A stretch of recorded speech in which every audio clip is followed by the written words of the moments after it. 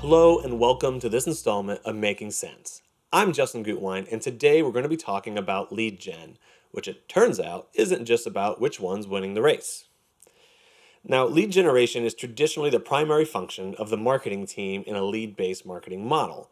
Basically, marketing frantically pulls a bunch of levers that we're all familiar with: ads, SEO, badge scans at events, webinars, spinning signs, and so many forums to try and corral people into their funnel.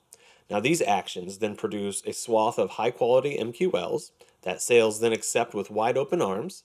They book a meeting and immediately close the deal. Yeah, I'm just kidding. In fact, the average conversion rate of MQLs that end up turning into SQLs or sales qualified leads is only 13%. So obviously, this is terribly inefficient and makes it nearly impossible to consistently generate enough high quality demand to create predictable revenue growth. It also leads to kind of that sales versus marketing mentality.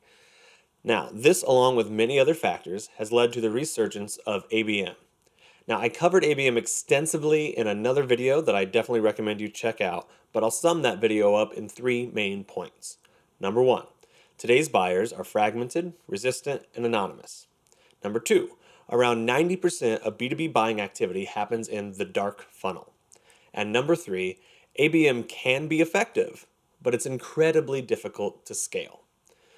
So companies tend to find themselves patching together a variety of point solutions, creating a leaning tower of technology that is expensive, still silos the teams, and inevitably falls under its own weight. Now, I know what you're thinking. Look, I clicked on this video to get some lead gen tips to boost my MQL production. You told me that approach is bullshit. Then you start selling me on the idea of ABM and end up pulling that rug out from underneath me too. What the hell's going on here? Well, let me respond by saying, A, take a deep breath. Everything's going to be okay. And B, ABM is on the right track, but it's limited not only in its scalability, but its overall vision. Marketing can't alone be responsible for engaging an account by themselves. It needs to be an orchestrated engagement across the entire revenue team: marketing, sales, and customer success. Well, how do you do that? To understand this, we need to revisit a term I mentioned earlier, the dark funnel, which basically is comprised of all the anonymous behaviors of buyers while they conduct a self-guided, fact-finding mission on topics, products, and brands. All this activity creates an enormous amount of intent data that Sixth Sense, through our predictive analytics, AI, machine learning, embedded CDPs, and ICP, is able to beautiful mind into four buying stages: awareness, consideration, decision, and purchase. Well, what do those mean? Let's start at the beginning with awareness. If an account is in awareness, it is likely researching generic topics or keywords, and they have not yet visited your site or a competitor's site. They're basically screaming into space that they need help and are hoping to find some kind of answer. So as marketers, we can start targeting them with brand awareness campaigns to coax them to our site and our content. Next is consideration. So at this point, they are in a learning phase. They're diving into products, branded keywords, whether it's your brand or your competitors, and visiting those sites to consume content and learn everything they can about how to solve their problem.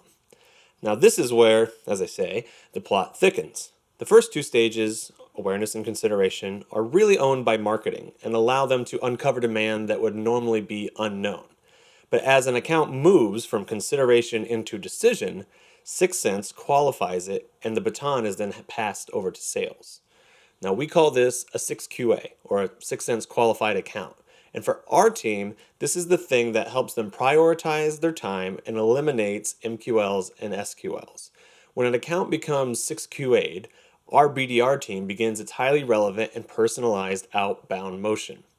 And because an account enters the decision stage, they are officially in market and engaging with brands. So we want to be the first vendor engaging with those buying teams. We actually have some great videos on how we do that, so I suggest you definitely check those out. So this leads us then to the final stage, purchase. This means that a purchase is imminent, which typically indicates two things. One, an RFP is likely being created, and two, this is actually where the dark funnel connects to what we see as the traditional funnel. because it's somewhere between that late decision stage and early purchase stage where a company would traditionally raise their hand and inbound to start the whole MQL, SQL hot potato game, nearly 2 full stages after we've already generated the 6QA. So, I know that was a lot to digest, and that I kind of buried the lead, pun very intended, but I hope that I have made the case that the traditional MQL, SQL lead-based model is very broken, that an ABM approach is better but not sustainable or scalable, and that using an account engagement platform to select the best accounts and seamlessly orchestrate account engagement throughout the funnel, both known and dark, has maximum impact towards predictable revenue growth. Thank you so much for watching. I hope that was helpful. I'm Justin Gutwein. Cheers.